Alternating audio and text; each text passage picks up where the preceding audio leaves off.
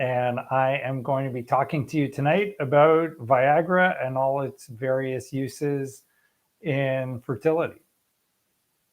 So we've got an interesting show for you tonight. We're going to be reviewing how Viagra is used for female function, for men, and what impact it has on fertility. And we came up with this topic because a number of our clients were asking us about whether or not Viagra can help. And some people were saying they heard that it was harmful. So I thought I'd put together a presentation for you and we can review the data. And then, of course, as always, we'll answer all your questions live. I put up a post just over the weekend asking if anyone had questions, and I think we got about 60 or so questions.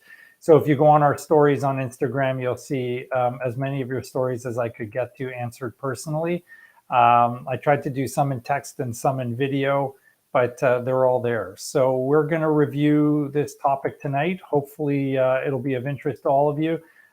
Definitely some interesting information there that may help change how we do things. So buckle up and enjoy the ride with us tonight.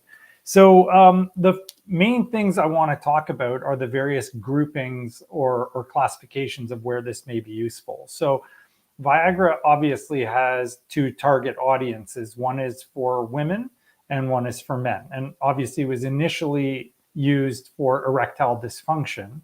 But the question was, can this actually help improve the sperm quality in men that are using it, or actually be detrimental to the sperm quality for the men that are using it? And certainly we know that fertility can cause a lot of stress. And because of the stress, some men are not able to perform, or age may be a factor and they're not able to perform.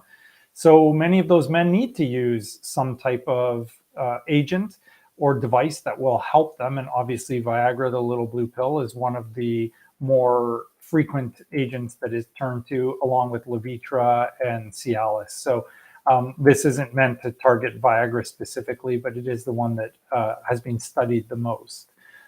So we definitely have our male target. And then in the female population, the question is, can it improve fertility and does it affect sexual function?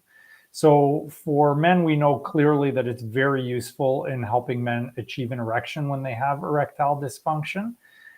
Less known is what the impact on the sperm is, and we'll review that with you tonight. For women, the questions are, does it help thicken the endometrium, which is something that's being looked at because it can help dilate your blood vessels and facilitate getting more blood to the uterus? Can it help improve your pregnancy rates because of its effect on the uterus? And there is some data as well showing that it can have immunological impact on natural killer cells in the uterus. And then finally, how does it work for women who are struggling with orgasm dysfunction or sexual arousal problems? Can it be helpful in that population as well? So someone said the fertility factor fiction is getting a little hot and spicy, and I guess this is the hot and spicy edition of fertility factor fiction. So we're going to start reviewing the data. So I figured I'd just start with the men since they're the primary target of Viagra and talk about the impact. So the question is, does it help with erectile dysfunction? And the answer is obviously yes, it does. It's been used for a very long time now. It is definitely the mainstay of therapy, along with Levitra and Cialis, for men that are struggling with erectile dysfunction.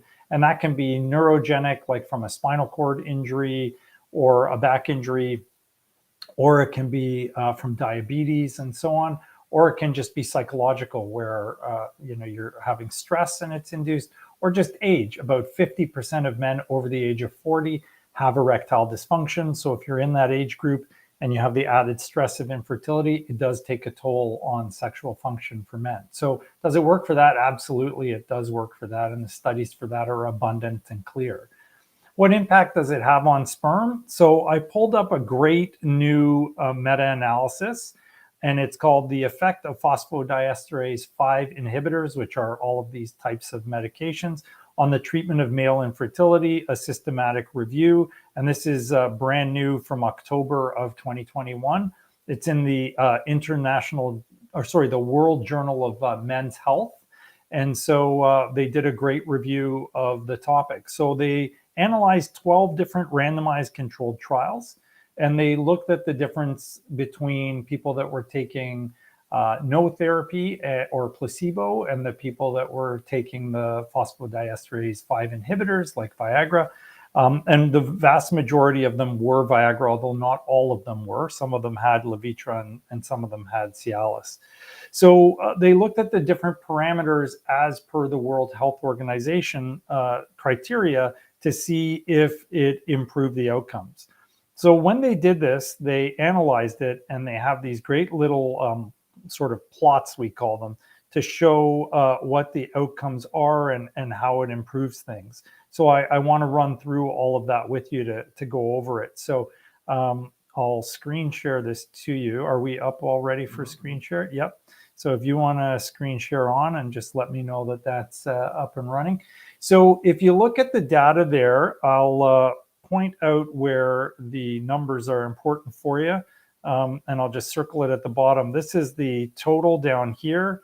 And you can see that the evidence favors the use of Viagra for seminal volume. So if you're trying to build up more semen volume, you get a higher amount of volume if you're on one of these agents than if you are not on one of these agents. You flip to the next page and you'll see very similar findings again shown right here, where you're getting a higher sperm number or sperm concentration when you're using one of these agents. So you get more volume, you get a higher concentration. So then they moved on to looking at the specific sperm concentration per milliliter. And again, down here, you can see a little evidence there of, I got to erase that little line. It's a little tiny blip, and you can see that it's again favoring the use of these agents. So you're getting more concentration, you're getting more volume, you're getting more concentration per mil. And I'm looking at the totals. When they looked at the various different studies, some of them fall on one side, some of them fall on the other. But in a meta-analysis, you're going to pile all of these together and analyze it as a grouping.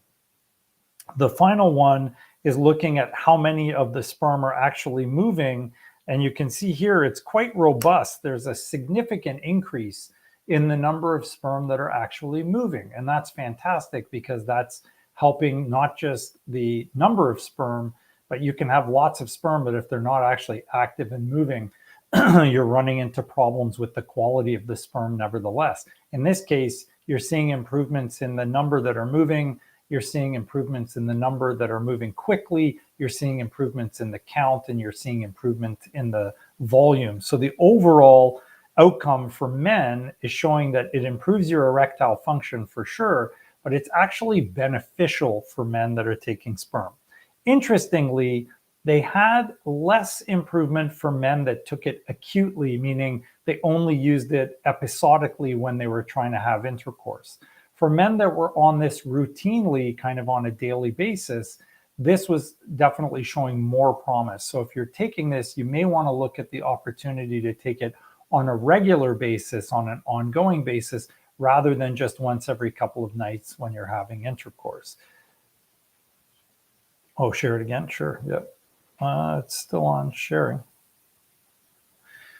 So when we looked at the other studies for this, the next group obviously came back to women. So we know now that it's useful for men. So the question is this useful for women? So when you look at a study for women, they have a fantastic trial, again, relatively new, and hopefully we can screen share that with you as well. Is it available or not right now? Okay, you want me to try it again? Yeah. Hang on, we're just trying to get this screen mirroring to what? There we go. So when they looked at women, they broke it down by IUI and they broke it down by IVF. So in the group where they did it for endometrial thickness, they did show a statistically significant increase for both IUI and IVF for women that take Viagra to thicken the lining of their uterus. And there's actually several trials that have shown that now, demonstrating that if you take Viagra and you are undergoing treatment, you will thicken the lining. So do we have that up now? Yeah. So if you take a look right here, I'll show you on this little image. You can see that the endometrial thickness definitely increases, and the amount was about 1 to 1.5 millimeters thicker. That can actually be a make it or break it moment for a lot of you who are struggling with a lining of 6, 6.5, 7, and need to really surge past that 8 millimeter mark, which is often our target. And in this case, you can actually do that by switching to Viagra. Interestingly, when they looked at patients who were doing intrauterine insemination, and this was the game changer I hinted about, you can see down here that again, it is statistically significantly increased in the women that are using Viagra for the clinical pregnancy rate. So they don't have live birth data here, but they are showing overall that you'll get an improvement in the rate of clinical pregnancy with just something as simple as IUI by taking Viagra for the woman, not the man, during their cycles. And so this was very, very kind of interesting data to see, what's happening with this group. They also showed the same thing at the bottom of that graph for the chemical pregnancy rate. So you're getting more positive betas, more positive heartbeats, and you can thicken the lining when you're doing this for IUI. So again, this is very, very valuable information. They found the same thing with timed intercourse as well. So we're going to start implementing Viagra into our IUI cycles now because it can assist quite a bit for women that are trying to achieve that benefit. And that's a huge change because you're actually seeing percentage differences in success. And with IUI, which has a very modest success rate to begin with, anything we can do to improve the chances is going to be beneficial. When they looked at IVF gets a little more tricky.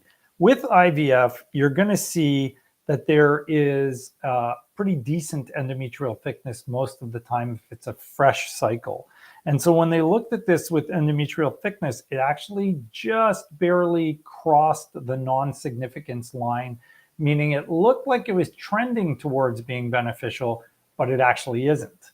So you're not going to see a huge increase in the endometrial thickness if you're trying to do IVF and it's fresh. With frozen, there are some studies that have shown some benefit, but then they've got some other studies that have shown no significant benefit.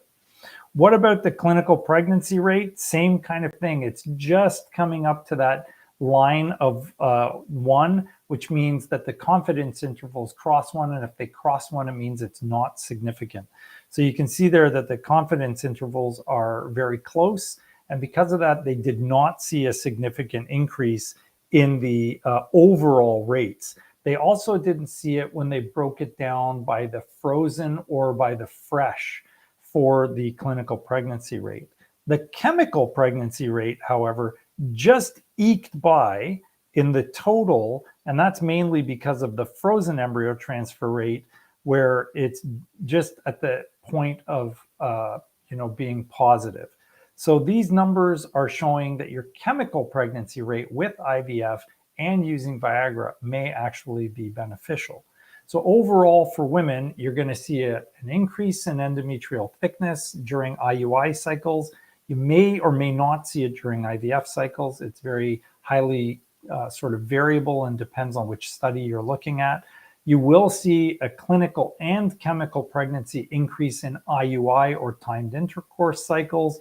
But with the cycles that are undergoing IVF, you're only seeing a little bit of a benefit for the chemical pregnancy rates. There is a trend towards a higher clinical pregnancy rate as well, but it wasn't strong enough to say that it was a statistical significance. And so that's really important because that means we don't know yet for sure if it is beneficial or not. Certainly some data to suggest that it might be, but nothing concrete to kind of hang your hat on. The last part of this was another study that was relatively new, and I just wanted to kind of bring this to your attention for patients that have interest in doing frozen embryo transfers. I'll show you this as well. So I'll just show you kind of the title page here. Are we still on? So this is great. It's called Adjuvant Vaginal Use of Sildenafil Citrate, which is Viagra, in a hormone replacement cycle. So this is the majority of cycles people are using improved the live birth rates among 10,069 women during their first frozen embryo transfers. So this is really critical because these are people who are actually implementing this in their first try at a frozen embryo transfer. So when they looked at this, granted it's a retrospective study, so it's got lots of biases and issues. But if you look down here and I expand this up for you, you'll see that they did see a significant improvement. Their odds ratio adjusted after checking for confounding variables and so on in the group that had the Viagra was 31% higher for having a live birth rate. So this data is showing very robust positive outcomes in a large number of patients for a live birth rate. So that's really critical because that's the thing we're always looking for. The ongoing pregnancy rate was higher, 29%, and super interesting, they had a much lower 42% decrease in the miscarriage rate in the patients that were using Viagra as well. Why? Probably related to blood flow being improved. And as I mentioned earlier in the show, there do appear to be some very significant immunological changes in natural killer cell activity in the endometrium for patients that use Viagra. And we use it for some of our patients that have immune-mediated problems with their uterus. So this is really very, very important because it does look like it's a critical element of some of the things that we can see in the fertility patient population that's female, not just the men. So far we've figured out it's good for erections, it's very good for sperm quality, it appears to thicken the lining of the uterus, it's great for IUI, it may be helpful for IVF, and at least one study with a large number of patients is actually showing that for frozen embryo transfer cycles that are programmed, they actually did see an improvement in live birth. So very, very promising results. The last question is, does this help women who are having sexual dysfunction? The same stresses that occur for men also occur for women, probably much more so. And so there are women that are having a difficult time with the sexual intimacy portion of creating a baby. Fertility can often put a strain on your relationship. It creates an enormous amount of stress, and that can have an impact on your sexual function. And we want you guys all, of course, to be pregnant, but we certainly want you to have fun doing it too. And it should be enjoyable and intimate and pleasant and pleasurable. So can Viagra help you? So we, years ago, started using some Viagra-based cream, which we ended up calling Scream Cream for obvious reasons. And in this study, they used the actual pills for Viagra. But they did show, and it's in another study I'll show you here, which I have to kind of blow up on the page because it's too small to look at. But they have things looking at sexual orgasm, and they also looked at your sexual satisfaction and arousal. So I won't go through every single line here because there's lots and lots of it there, but on all three topics, sexual arousal was improved in women that had simple sexual dysfunction or sexual desire disorders. Sexual orgasm for women that did not have any kind of neurological defects was also improved. And if you've ever spoken to a woman that's used Viagra to help with orgasm, they definitely describe the orgasms as being explosive and really very impactful. I've got Tarek laughing off to the side here. And then sexual satisfaction was also improved. So all of these women that are using it are actually saying that it can very significantly improve their experience. So for those of you that are struggling, it's okay to tell us that and to say to your RE, look, this is really challenging for me on a sexual level. I need something to help me. And the response is we have something that can help you, whether you use a topical like Scream Cream or you use a pill, they will both work. The big issue in doing this for women, and I don't want to, talk about this without bringing up this topic, is that about 20% of you will end up experiencing a pretty bad headache. So that headache can be quite debilitating. And certainly if you have a headache, it's obviously the classic line, honey, I have a headache. It's probably not going to make you very amenable to wanting to have sexual intimacy. So, it's worth trying ahead of time to see how you respond to it. Obviously, if it's causing severe headaches, then that's probably not the right treatment or approach for you. You may want to try the topical treatment instead of the pills because the topical treatments likely have far less of a side effect profile, although we don't know that they work quite as well. There are no studies on the topical treatment for clitoral function that I'm aware of. So, sum total of all of this, does Viagra work for men? Yes, it improves your sexual function, but more importantly, it can actually improve your sperm and might be a way for us to help guys to improve their sperm quality. Is it because they're ejaculating simply more frequently, or is it actually the sildenafil or the phosphodiesterase 5 inhibitors improving the sperm quality? I don't think anyone will be able to tell you that. But the reality is, either way, as long as you're ejaculating more frequently, you're going to end up with better sperm. Does it work for women? It improves your endometrial thickness. So if you've got a lining thickness problem, it's worth a shot. If you're doing IUI, we're actually going to implement it into our protocol now because it definitely looks useful for that. And then if you're doing the IVF, there is a fairly strong suggestion that certainly with a frozen embryo transfer, you're going to see an improvement in your chemical pregnancy rate, and at least in one fairly large study, an improvement in the live birth rate. Although this was not randomized controlled trial data, this was retrospective. In the randomized controlled trial data, we don't have enough information yet to say definitively, but it was definitely right at the margin. And so it gives me enough hope to say for patients that are struggling or they've had failures, this may be something we need to consider.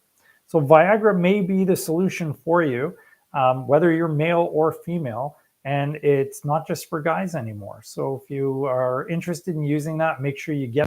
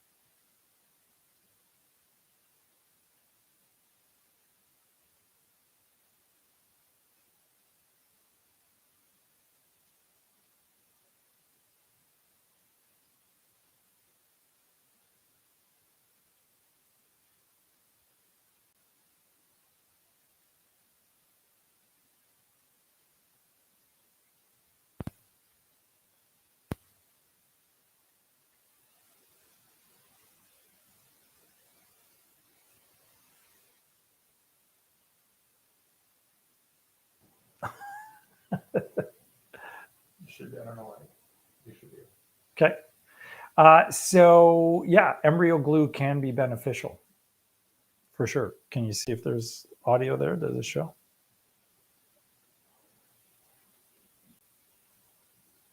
That's going to kill it. Okay. Oh, you use the main mic? Yeah.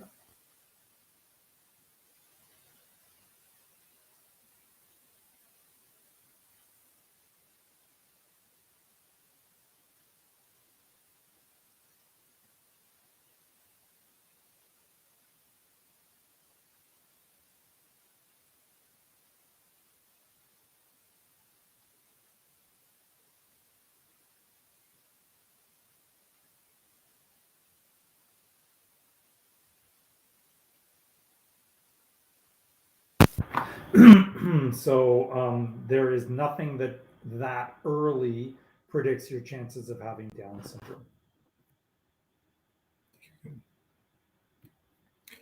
Hi, Doc. Can you tell us about Neupogen? I heard that it increases implantation. Yeah, so there are studies that have shown that Neupogen increases implantation. We've got it in one of our immune videos, maybe even two of our immune videos. So there is some data that Neupogen in the uterus can improve your implantation rates. It is quite expensive, so I'm not really fond of using it, but it definitely has been shown to be promising. It also has been shown to be promising in cases where there is poor embryo development if you add it into the blastocyst culture or the embryo media culture. So there are some multiple uses to Neupogen that may be beneficial for people to try and use. We just don't do it because it's really pricey, and I haven't seen enough data yet to convince me it's kind of the go-to thing to do. Would you share your thoughts on transferring more than one healthy PGTA-tested embryo at a time for the first IVF cycle for 40-year-olds and above? Would you recommend or would you suggest against it? So if it's PGT tested, very few people will suggest you put in two because your chances of getting twins is extremely, extremely high. So no one should be advocating for that because it's much safer to do them one at a time. I get the idea that you're 40 and you may not want to have children when you're much older, but really I would ask the question, is there a big difference between 40 and then 41 and a half? I would argue there isn't. So as long as you're willing to place the babies fairly close together or your pregnancies fairly close together, it's definitely in your best interest to go one at a time. If you are not willing to do so, no one would fault you at the age of 40 for putting in two, but keep in mind it automatically becomes a very high-risk pregnancy with risks of complications from preterm labor, severe prematurity, breathing problems, visual problems, hearing problems, temperature control, need for surgery, feeding problems, and God forbid, brain hemorrhages, which can lead to very severe cerebral palsy. So we don't advocate for putting in two very often at all. And definitely when they're PGT tested, we very strongly recommend against it, unless you've got a very, very, very good reason to try and put in two at a time. 10 DPO negative home test. Is there any hope left? Look, people have been asking me this, and I posted it in the stories on Instagram, I think more than once yesterday. So home tests are not reliable. So I don't necessarily trust a home test to be able to distinguish, whether or not you're pregnant. A serum beta HCG done on a proper Immulite analyzer is a valuable test. A home test is just not reliable enough. And quite frankly, you testing at home every day to find out if it's working or not is so stressful that probably negatively impacts your success. So we tell all of our patients, do not test at home with a home test. Just simply wait. I know it's tough, but wait out your 2-week wait and then see what happens. The TWW is there for a reason, and testing 500 times at home is expensive and frankly not beneficial. So you're either positive or you're negative. Testing 100 times does not help you and actually probably does more harm than good. It does make Clear Blue Easy and whoever else is doing it quite wealthy, but that's the only thing it does.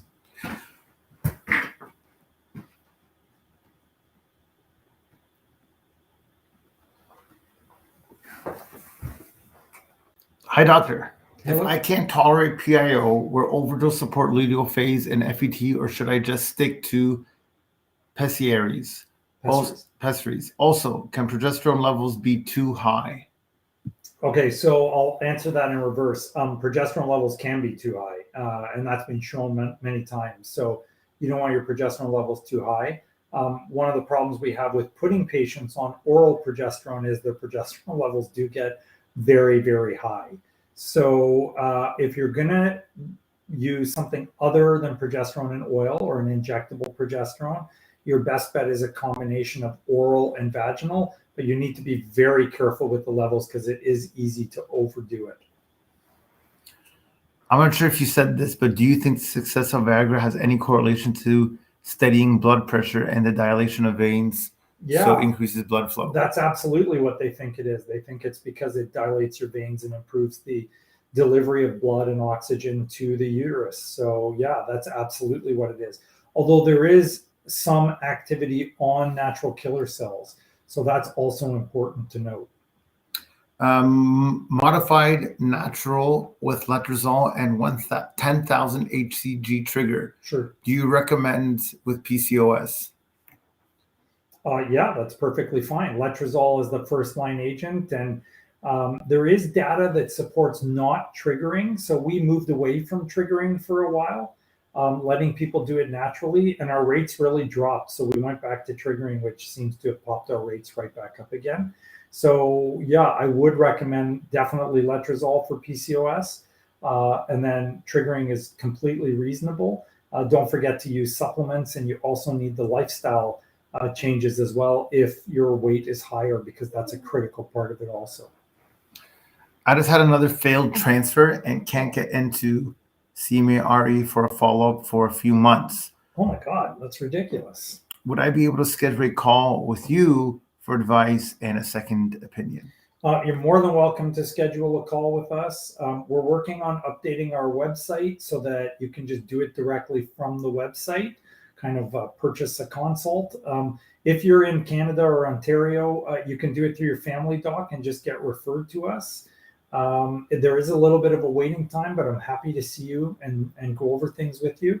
And yeah, it definitely would not be months. So I'm happy to help you out if I can. And it's kind of silly for you within your own clinic to not be able to see your doctor right away. We always try and see our patients within a couple of weeks if we failed an embryo transfer. Anything else seems like a disservice to the patient. So I'm sorry that that's happening to you, but we always try and get back to you as soon as we can. Hi, Dr. Victory. What do you think about Viagra use in patients who aren't doing IUI? Any fertility treatment yet? Yeah, so the same studies I was reviewing showed an improvement for timed intercourse. So even if you're not doing IUI or IVF, the patients that used it for timed intercourse, using it in women, had an improvement. And then obviously, if the guys are using it, their sperm quality is better. So if you're both using it, it's probably advantageous. I'm a patient of yours, and we didn't have success with our first transfer. Oh, No sorry. known fertility issues, so naturally our hopes were high. Sure. In the spirit of keeping positive, Yeah. we have the fortune of having 2 more embryos on ice. Right. Is it a strong possibility that one of those 2 will lead to a baby for us? Yeah. So first of all, I'm sorry it didn't work. Obviously, we are never able to guarantee success. We can only guarantee people's money back if they've done a live baby guarantee with us. No matter who you are, or how good you are, or how good the lab is, how healthy the patients are, you can never guarantee someone their IVF will work. Nevertheless, if you have 3 embryos and they are good quality embryos and you're young, your chances of success are quite high.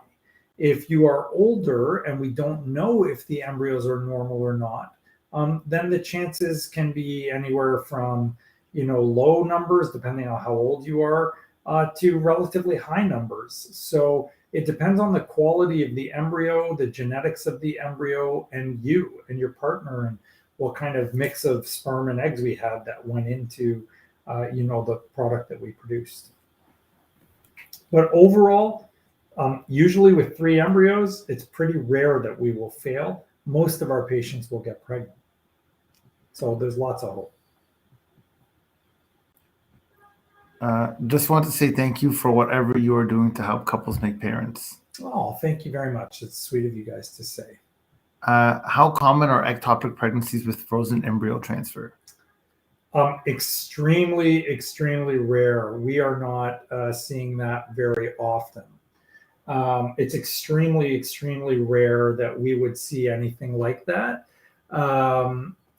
because you know exactly where you're placing the embryos when we're doing this stuff.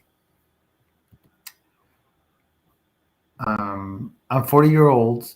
Should I try for IUI or should I go for IVF? Recently done my myomectomy laparoscopic surgery. Please advise. Thank you. 40 years old, recently went for myomectomy, IUI or IVF? That's the question? 40 years old, should I try IUI or go for IVF? Recently done a myomectomy. Yeah, I mean, it depends on a lot of factors. I don't have enough information there. I need to know how strong your ovaries are. I need to know how good the sperm quality is. I need to know how many eggs you have left. All of that's really important. Hey, Dr. Victory, I had an FET with you last week. There are several confirmed cases of hand and foot mouth disease at my school. Siblings are in my class. Is it safe to be working? Hand, foot, and mouth disease should not cause any problems with your fertility. Having said that, if it causes you to get an infection and your immune system gets activated, that's a problem for sure. Hey, Dr. V, my husband is scheduled for sperm analysis and DNA frag on Wednesday. Is 4 days abstaining from ejaculation okay? No, make it just 2 days. So have sex tonight. What are your thoughts on an HCG uterine wash with embryo transfer? Yeah, we have a great video on that. It increases chances by up to 30% in people that have failed before. So we do it for our patients that have failed previously. It's cheap, it's easy, it's effective. We have seen success with it. So we do it very frequently. What are your thoughts on an HCG uterine wash with embryo transfer? Same thing. Yeah. Fresh or frozen transfer for a donor cycle? Oh, well, with egg donor, if you can get it coordinated, it's best to try and do it fresh just because it minimizes frustration and it's one less step for the embryo. So we do try to do that, but it is tough to coordinate sometimes. And our success rates with our frozen embryo transfers are spectacularly high. So we haven't had any issues. Hey, Dr. V, we are mid-cycle for our FET. I'm starting estrus tonight. How many days on average would it take from the lining to go from 4 millimeters to 8 millimeters?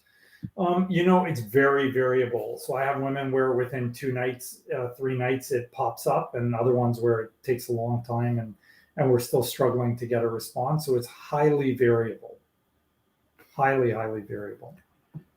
That letrozole and 10,000 HCG is for transfer in place of regular transfer media? Letrozole and what? And HCG? Yeah. No, no. HCG wash is done with an IUI catheter, ideally 15 minutes prior to your embryo transfer. Embryo transfer media is like highly specialized stuff. You cannot replace that with HCG. Watch your interlipid video. Do you have recommendations when in the stims or how many sessions has proven helpful in your experience? What and when do you suggest the interlipid infusion? So we just use the crinoleic acid. I think it's 0.45%, but don't quote me. And we use it 5 to 10 days before your transfer, sometimes on the day of the transfer, and then when you get your positive beta. What are the chances of success with IVF with low sperm motility? IVF with low sperm motility, if you're doing ICSI, is excellent. So that's a great example of where ICSI is really helpful and beneficial.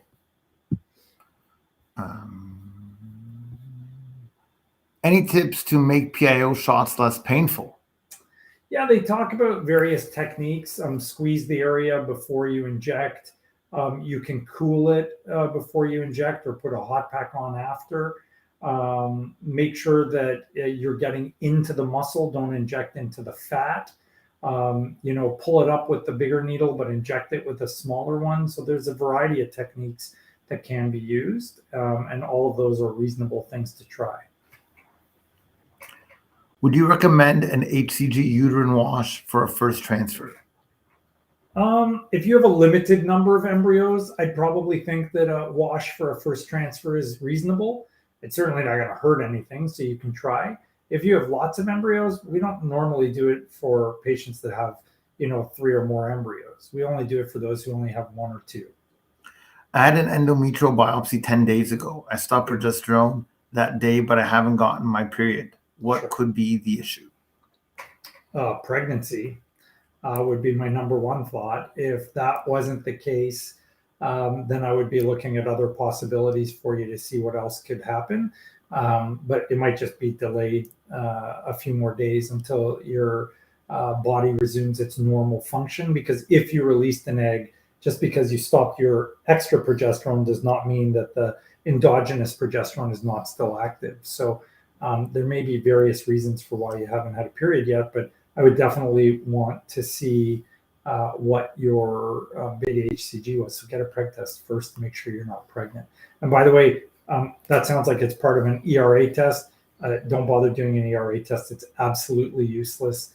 Watch our videos. I think we now have 3 on the ERA. It is very clear that it does not help. So don't bother with an ERA. Expensive and useless. What are some negative side effects associated with 3 months of Lupron before an FET? Also, on average, how long after a first shot would the FET generally be? So we do ours really like 3 months and 2 weeks on the tail end of the Lupron there. As far as the side effects, hot flashes, night sweats, mood swings, vaginal dryness, sleep disturbance, decreased sex drive, and if you go more than 3 months, bone loss. So there are some side effects for sure.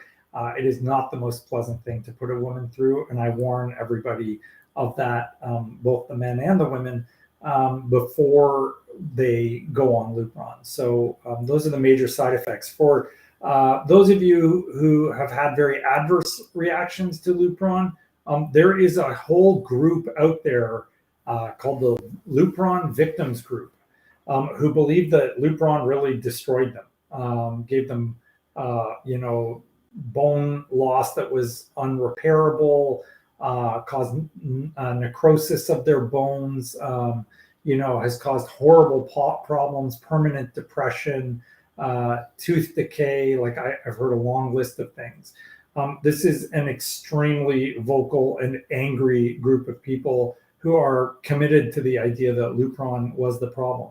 I had some interaction with them because they were claiming that I was, trying to push a drug I knew was terrible on people. And the truth is there's no data to support their claims.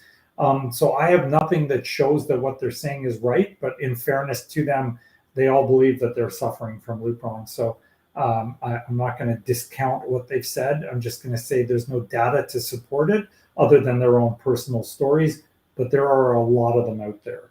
I think when we went on their Facebook group, what was it, like 4,000 people or something, right? So yeah, very angry group of people. I literally went on and said, I'm willing to help figure this out. And they took us off of the Lupron group because nobody actually wanted to figure out if it was true. They just wanted to be very angry about what they thought. And I'm all for truth. So if it's bad, I don't want to be using it either, but it's going to be hard to figure that out. So I know you don't use estrogen during an FET unless necessary. Does using letrozole help thicken the lining? Yeah. Haven't had a natural period since 2019, so I don't think my lining will get there otherwise. Yeah, letrozole does. You don't want your lining too thick, so keep that in mind as well. But letrozole can help thicken your lining. So if you get a reasonably thick lining with letrozole, that's great. And if not, we add in like just a smidgen, a hint of estrogen to try and make things better. You don't need a lot. I have an ear infection 2 weeks before scheduled FET and was put on antibiotics 10 days. No. Do you think this would affect the transfer chances in any way? Yeah, don't do your transfer. Hold off on your transfer. We had One person with a cold, I said no. We had another person with strep throat. I said no. If you've got an ear infection, it's also a no. Don't do it. It's going to cause harm for sure. Do you recommend a natural transfer cycle? I do for some people. If you failed a stimulated cycle, I do. There are lots of studies comparing natural and hormone mediated or hormone replacement. The reality is that pretty much every month there's another article on this topic, with some saying that natural is better and the other ones all saying they're equivalent. There aren't too many where they say that the hormone replacement is better, but there is a lot of data on the use of letrozole. And so I don't use a natural cycle because the letrozole cycles are showing that they're superior to natural. So I use a combination of what I think is best.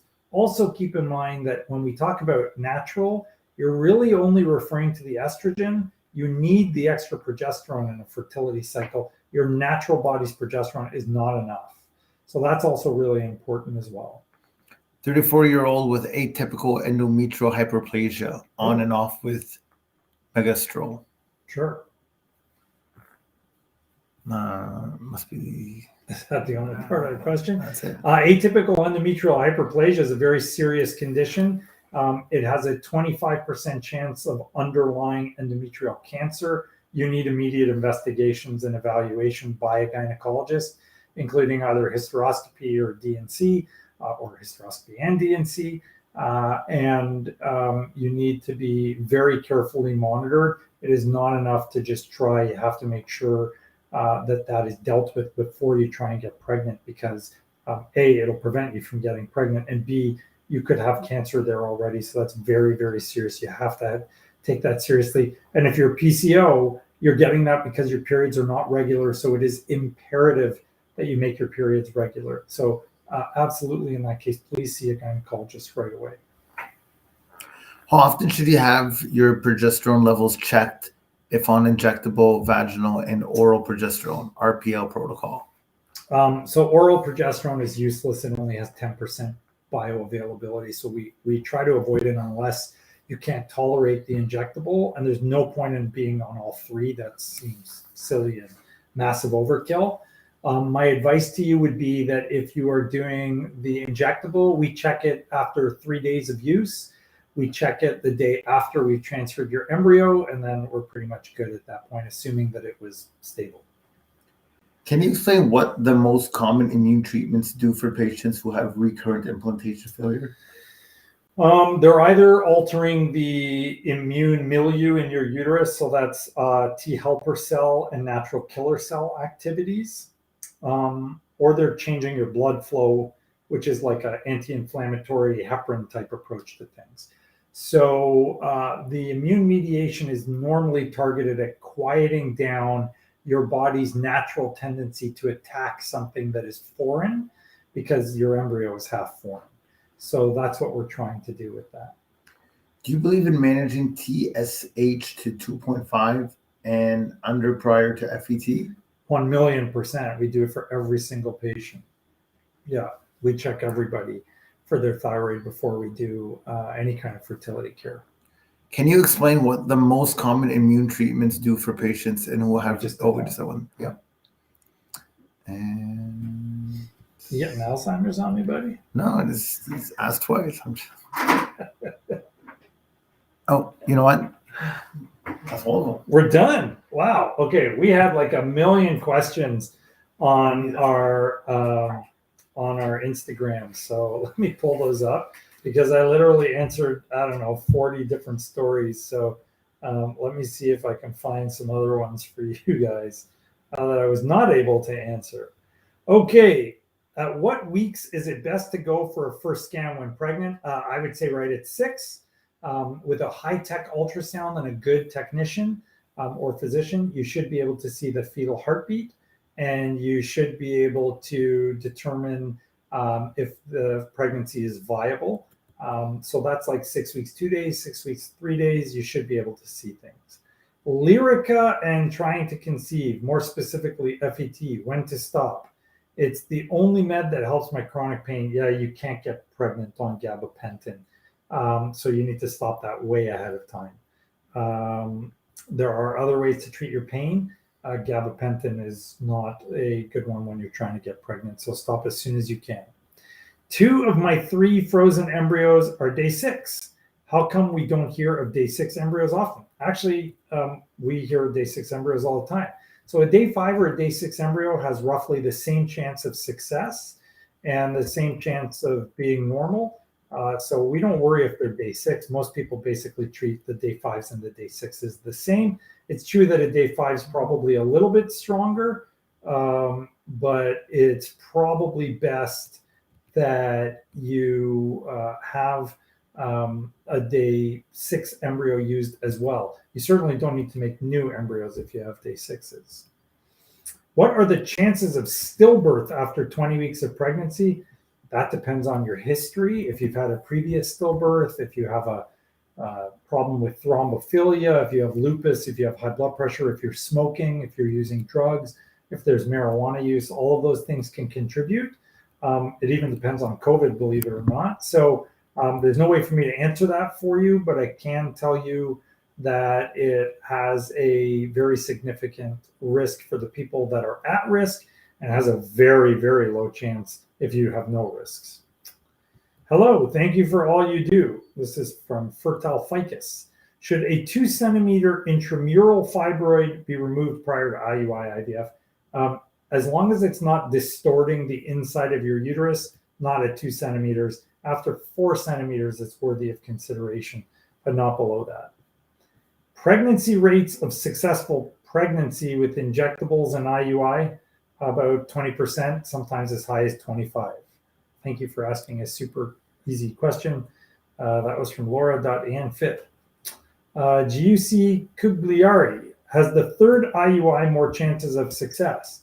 IUI is kind of linear and it's dependent on age. So up until about 38, 39, you've got about a 30% chance of success with up to 6 inseminations.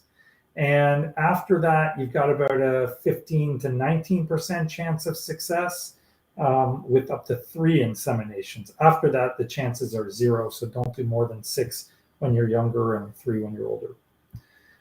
Government-funded IVF, can we transfer 2 embryos at a time? In the Canadian, or not the Canadian, the Ontario government-funded IVF program, you cannot transfer 2 embryos at a time if you are under the age of 38. If you are over the age of 38, you can, or if they froze them on day 3, which almost nobody does. So that's something to think about. Normally, you can only do 1 at a time. If you want 2 at a time, you actually have to pull out of funding, and once you're out, you can't get back in. So maybe don't do that. It's not a great idea. Is the blood work very accurate? Tests after RPL for chromosome abnormalities. So if you mean if they're testing you for chromosome abnormalities, it's totally accurate. If they're testing the embryo for chromosome abnormalities, it's also highly, highly accurate. So yes, it's pretty good. Best tips to improve stim cycle for low AMH or just in general. Lots of vitamins, acupuncture, healthy diet, reduce your weight, minimize your stress as much as possible. Make sure that you are doing everything possible to avoid any kind of complication, infections, injuries, that kind of thing. DHEA will help. Human growth hormone might help. And then there are protocols that can help you as well. How soon can I TTC after a pregnancy loss at 18 weeks? I am so sorry for your loss. I know you wrote to us before about the ruptured membranes. So I remember you. I am very, very sorry for that loss from the whole community. All of us, our heart goes out to you. You can try as soon as you get another period. You don't have to wait. But at an 18-week loss, the question is always, is there an infection? And I would strongly recommend that you see someone who is a true expert in infertility, not just trying to sell you IVF, who will explore the possibility that there's an infection in your uterus. Because if you ruptured at 16 weeks, which is my recollection, almost certainly you will find that that is the case. And you can find that out on fertility testing. Can you take inositol if you don't have PCOS to help egg quality? 0 frozen embryos. Oh, I'm so sorry. Yes, although we don't know if that'll help, but it's certainly harmless. And there is some pretty good data that inositol decreases your inflammation. Can dairy affect TTC? If you believe every naturopath in the universe, yes. If you look at hard data, not that we're aware of. Do you recommend dexamethasone during stims to prevent luteinization? Dex can help in certain circumstances, and we've reviewed studies that show that Dex helps. For prevention of luteinization, I'm not aware of specific data that shows that it prevents early luteinization, but there is data that shows that Dex helps stims. So we do use it from time to time. Angel LaChance, can I schedule a phone call or Zoom with you for a second opinion? Can't see my RE soon. Absolutely. For everyone out there that's asking, just email info@drvictory.com and someone will get back to you with an appointment time and address that for you. Does long-term birth control, 10 plus years, affect fertility? No, it doesn't affect fertility whatsoever at all. Man, the questions just never end. Started letrozole first month. OPK levels are 0.38 to 0.75 to 0.23 and now back to 0.43. I have no idea what that means. I don't know what you mean by your OPK level. It's quantitative. It's qualitative. It's not quantitative. So keep that in mind. You did excision surgery February 20, successful birth in April 21. Oh, yay. Any recommendations for conceiving again? Yes, come and see us and I'll help you get pregnant. Also, a huge thank you for all you've done for us and others. You're so appreciated. Well, thank you very much. And I'm super happy that my surgery worked. Truth is, that's kind of one of my favorites when I operate and people get pregnant. Zika risks. Oh, here's a good one. Is country that ever reported Zika but no active cases okay? Zika's kind of died off, but I mean, if you're going somewhere that's Zika endemic, you need to wait 6 months if you get bitten by a mosquito and have symptoms. Super nervous about my FET on Wednesday. We'll be putting in only one this time. Fantastic. That's always the right thing to do. Okay, I think I hit all the questions. Did you get a bunch more? It's almost 9. Let's do a couple more. What is your protocol for RPL? Oh, well, I mean, if you mean testing, I first test to figure out what's wrong. So infectious testing of your uterus, immunological testing, thrombophilia screening, genetic testing, DNA fragmentation, vitamin levels, hormone testing for you, including thyroid and thyroid antibodies. And we evaluate the shape of your uterus. So we put all of that together to figure out what's wrong. Once we know what's wrong, we address it, and then we go ahead and try and get you pregnant. If we truly can't find anything, we do take the kitchen sink approach. So steroids, heparin, aspirin, progesterone, intralipids, and then depending on how bad the history is, sometimes stronger medications, subcutaneous IG therapy or tacrolimus, sirolimus, Plaquenil can be beneficial. There are a bunch of different medications you can use. So I don't believe immune protocols are one size fits all.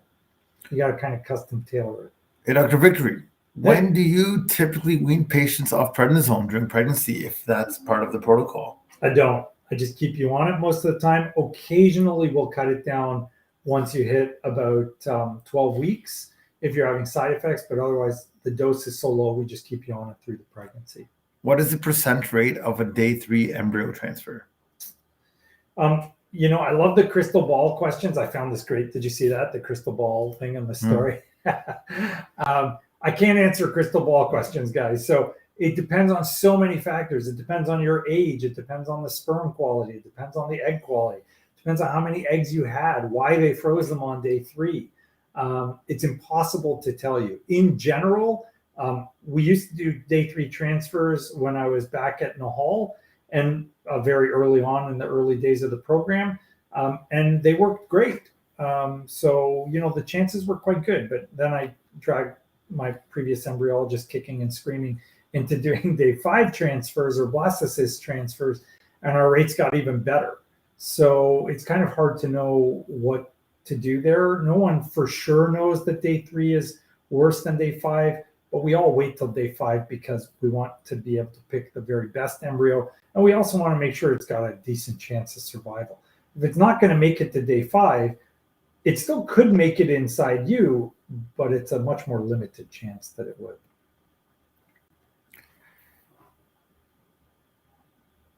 Does the rate of success have any correlation to what day the embryo is? What about seeing it hatch in the lab? Yeah, so day 5 is better than day 6. Day 5 and day 6 is better than day 7. Day 7 is not good at all. And then the stage of the embryo when it hatches is also really important. You want to see who that is. So the stage of the embryo is also really critical. It's your lovely wife. If it's a day 5 hatched blast, you've got a sky-high chance. So it all depends on what's going on. Hello, Dr. Vickery. We're looking forward on our virtual appointment with you on the 10th of December. Awesome. Looking forward to meeting you guys too. Currently doing Lupron, Letrozole, and Northindrone. Northindrone, yeah. For 2 months. Yeah. Do you recommend Lupron protocol for FET or standard estrogen for progesterone? You can use Lupron and then use Letrozole. Use minimal estrogen if you're on Lupron because you probably have endometriosis, and then move into the progesterone once your lining is thick enough. 11-DP5-DT. Okay.